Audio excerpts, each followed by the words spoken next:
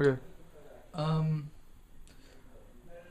the first thing that really comes to mind when I think about a way that God's shown me His grace and His love when I really needed it is like when I very early on when I became a Christian. I went with my church to New York City, and we did some things like we painted a school, but we did these drama things where we'd go to Central Park and we did these dramas and we did these human videos, and it was all well and good. It was fun. And then this one night we went to this place. I'm gonna say it was called Washington Park. It wasn't really much of a park, but it was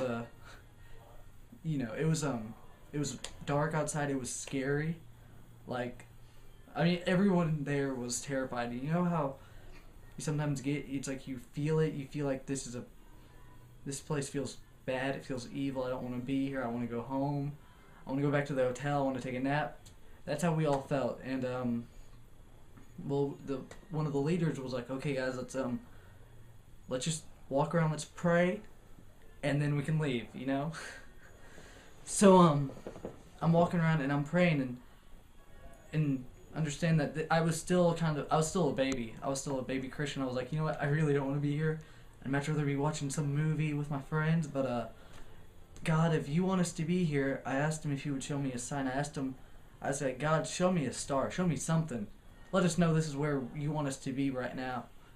And so, look in the sky and you expect to see like, ah, with the clouds and see stars shining down.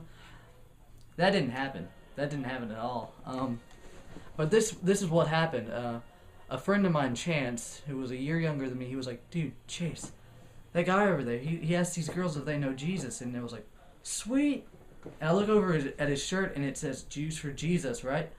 And the for part, where the circle would be, it was the Star of David. And, I mean, that was just such an answer. That was like the first time that I'd ever experienced that kind of answer, like that kind of, like, I asked for this and I got that, like that, and I was so amazed that God would, answer my prayer when I really needed it, like then and there. And I got to talk to the guy, and we prayed for each other, and then we ended up doing all of our human videos, and it happened to be like the best night we ever had in New York, and it's probably the night that I'll probably remember till I die. And it was just an amazing experience. And sometimes when you forget, you feel like God doesn't answer your prayers. I always have that night in New York when I think to myself, God answers prayers. We needed it then and there. Sometimes, you just gotta be patient. You gotta remember the past and not just forget. So that's my story.